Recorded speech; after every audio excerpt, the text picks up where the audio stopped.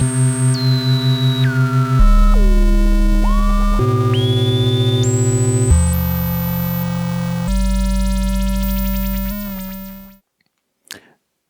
now from here, we're going to go into possibly CV2 a little bit.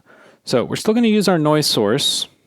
So we're going to, but maybe let's try colored noise this time. And we're going to patch into audio in over here.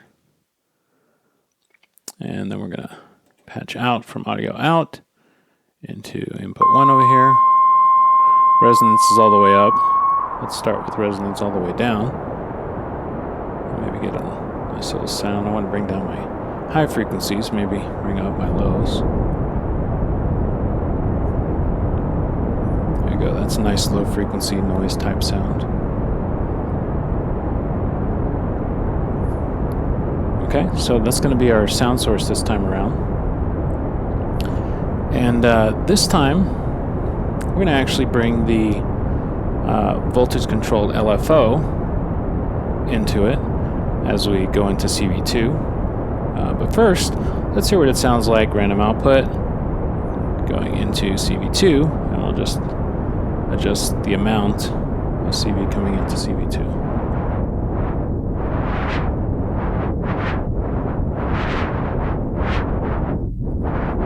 So, still have sort of a wind type sound over here. Of course, at the max, we hear almost exactly what we would have heard at CV1, and we can verify that, so let's unpatch it. Yeah, that's exactly what we would have heard at CV1. So let's unpatch that, come back into CV2. Okay, so now we have a nice wind type sound again, going into CV2.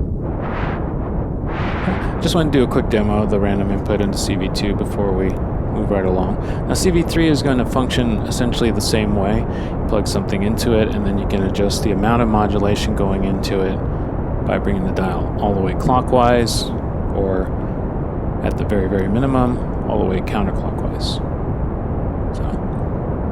So now we're going to hear what some waveforms sound like going into our CV inputs over here. And we're going to start with, let's try a triangle wave. And we're going to be adjusting the frequency cutoff of our filter with this. And I'm going to bring CV2 all the way down before I patch this in. And let's go right into CV2. There we go. And we don't hear anything, but that's what we expect because our CV level is all the way down. So we're going to slowly bring it up. And this sounds a little bit more like rolling waves, or however you want to visualize it. I'm just using something that I would relate to this sound. And then from here, since our LFO is providing our modulation, I can change how fast, or the frequency at which this is changing the frequency cutoff by adjusting the frequency dial. So if I go further clockwise, you can hear it changing faster and faster, and the lights also change accordingly. So if I go all the way over here, I get something that almost sounds like a helicopter.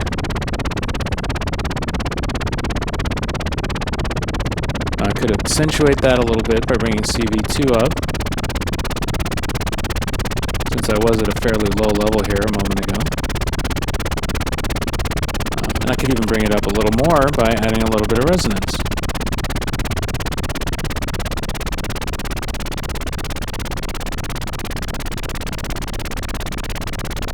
Although at a certain point, it will no longer have that sort of low frequency sound you expect from a helicopter. It'll start to, all the way at the further end, start to sound more like a laser zap than anything else.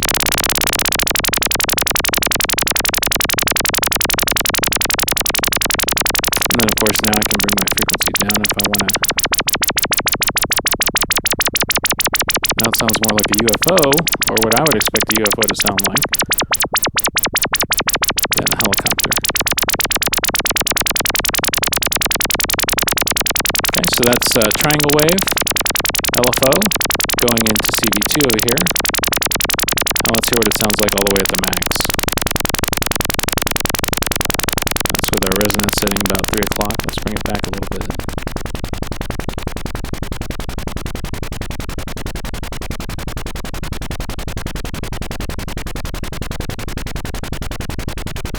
Okay, so that's a triangle wave. All right, let's bring our CV2 down. So unpatch that. Now we're back to regular colored noise going into audio in. And let's hear what sine wave sounds like going into CV2. Now you do hear it a little bit, but that's because I didn't go all the way down to 0. So if I go to 0, no modulation happening. And if I go up a little bit, then my sine wave starts to affect cutoff of my frequency. And of course I can adjust the frequency of my sine wave.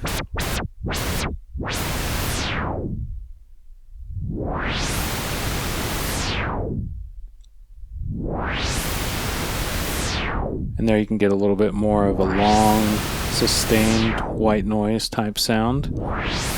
Maybe what I would expect some kind of sci-fi teleportation device to sound like. I could go a little faster with it. Back to a pseudo type helicopter type sound. Bring my resonance up and I start getting my little ever familiar zaps.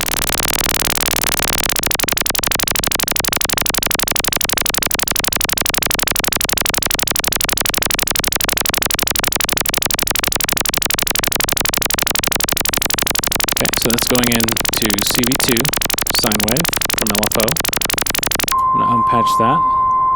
We're back to our low pass filter, but now we have a little too much resonance going on because it's gone into self oscillation. So let's try square wave this time.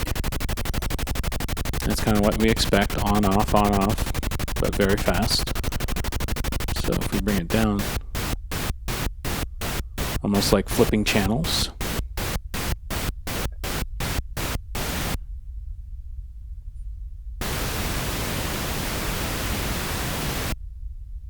There we go.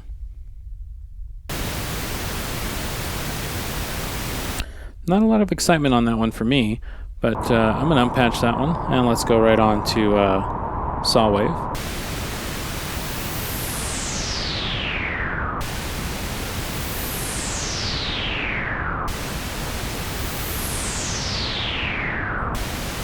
And this one I find fairly interesting. Let's bring the frequency down a little bit.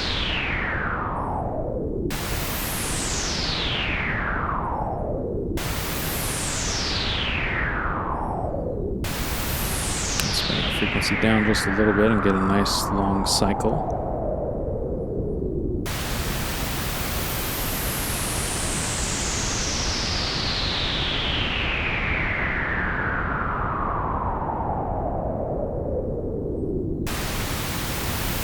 Let's experiment a little bit and bring the resonance up some.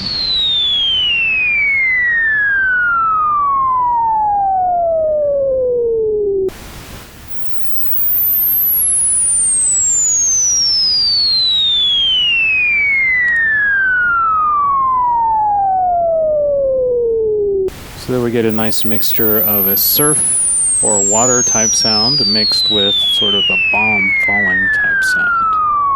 At least that's what I visualize. And of course I can bring my resonance a little bit down.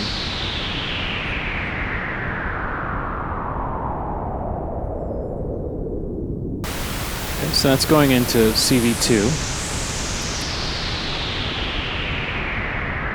Now I'm not going to continue the individual type modulation demonstration. I believe you should get the idea.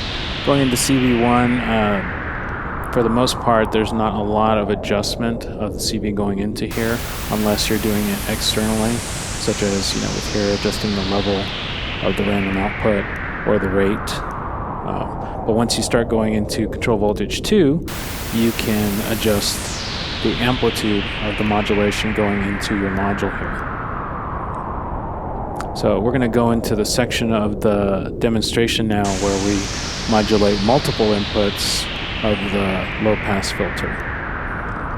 And just to review a little bit, what's going to happen here is when you have more than one control voltage patched into these inputs, like let's say you have an input at CV1 and an input at CV2, the control voltage sources are going to be summed and then sent to whatever parameter they're modulating. In this case, it's going to be the frequency cutoff of our low-pass filter.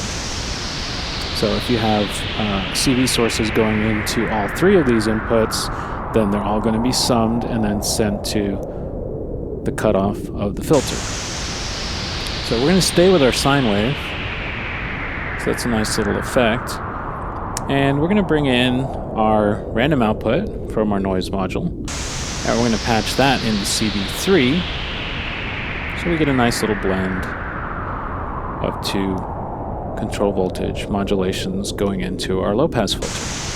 I'm going to bring up slowly our CV3.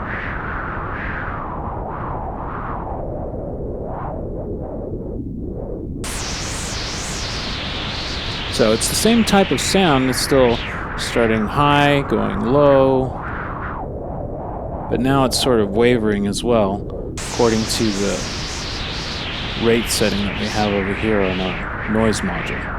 Now if I want to tweak that, I can of course bring up the rate. It's going to go up accordingly. So that's what it sounds like when you sum a saw wave and a random voltage, CV2, CV3.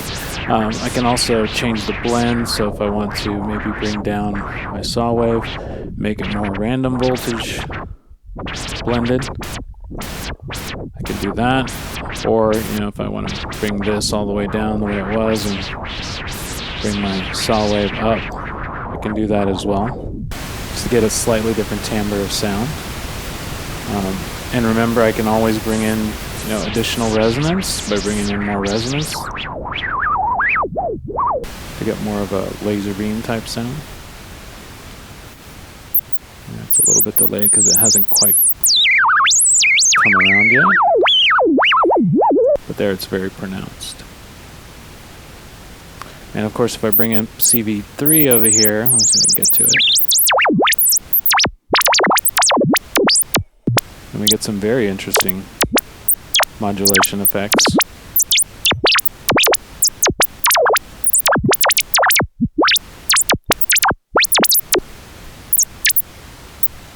So that's random output from the Doepfer A118 going into CV3. And then we have a saw wave going into CV2.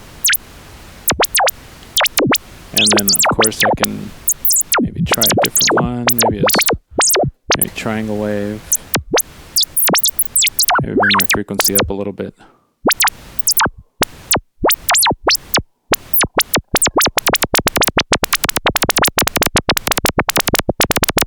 Bring my rate down.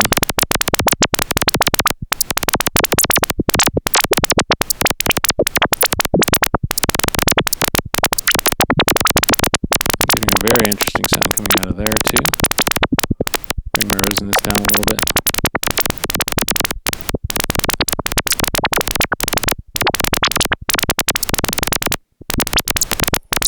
And if I want to add a little bit more excitement to this, I could even bring in the Doepfer A145, maybe try a sine wave and patch it into CV1 over here to give me even further possibilities. So now I have one LFO functioning at one frequency, another functioning at another, and then I have a random voltage going out from here into CV3. Can of course adjust my rate, so if I want to get it somewhere where I kind of like it, I can do that. Maybe bring my rate so the random part is going in a little faster right there. I can adjust the amount of input coming in from the LFO. Or if I want to, I can patch a different waveform.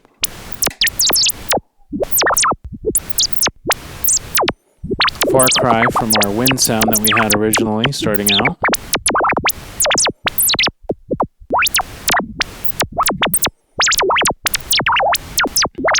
So very, very interesting sounds. And keep in mind, this is just a noise module, 2 LFOs, and a low pass filter. So tons and tons of possibilities going on. So for the last little bit that we're going to do here, I wanted to show a little bit of what happens when we modulate the CV input of the LFO. So right now, our basic setup is we have a noise source going into our input of our filter here. Keep track because things are getting a little crazy. We have our random output from here sending control voltage into CV3 at about 3 o'clock. We have, let's see, our LFO going into CV2. And then we have our A145 feeding yet another control voltage source into here. And so now we can choose a different waveform to go into CV here. So I'm going to choose the inverted saw. I'm going to bring the CV input all the way down. And I'm going to bring this up. So now inverted saw is going to our voltage controlled LFO. CV's down.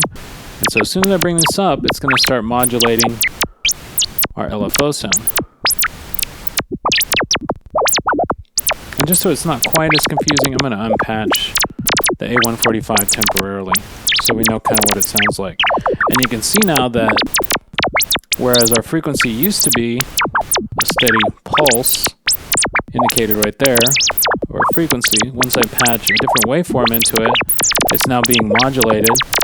It speeds up, it slows down, it speeds up, it slows down, according to whatever waveform I have patched into the CV over here. And so I can adjust the frequency and then I'll adjust the variance, or I can adjust the level of modulation going into our LFO.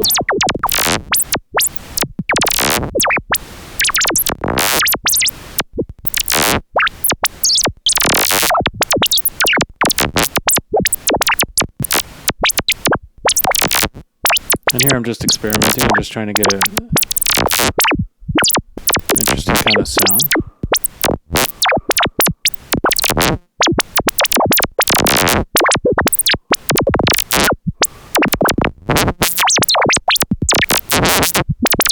There we go. So as you can hear, that there's tons and tons of possibilities going on with a noise module, a filter, and it can really help you enhance your sounds. We saw in the previous demo of the low-pass gate how an LFO can modulate the CV inputs of a gate or a filter. And this time around we did a noise source going in. Earlier we saw how it can be used creatively with a filter to create a wind or surf or water type sound. And now we're actually patching into multiple CV inputs using multiple control voltage sources. So in some cases it really is all about the modulation.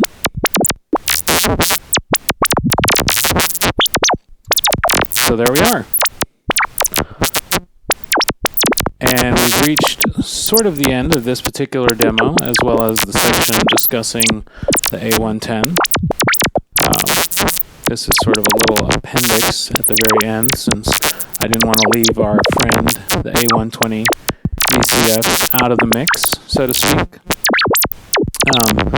Coming up next, we may be doing a demo going in one of two directions. I'm not really sure yet what exactly I'm going to do, but stay tuned and you will know when you see the video. Okay?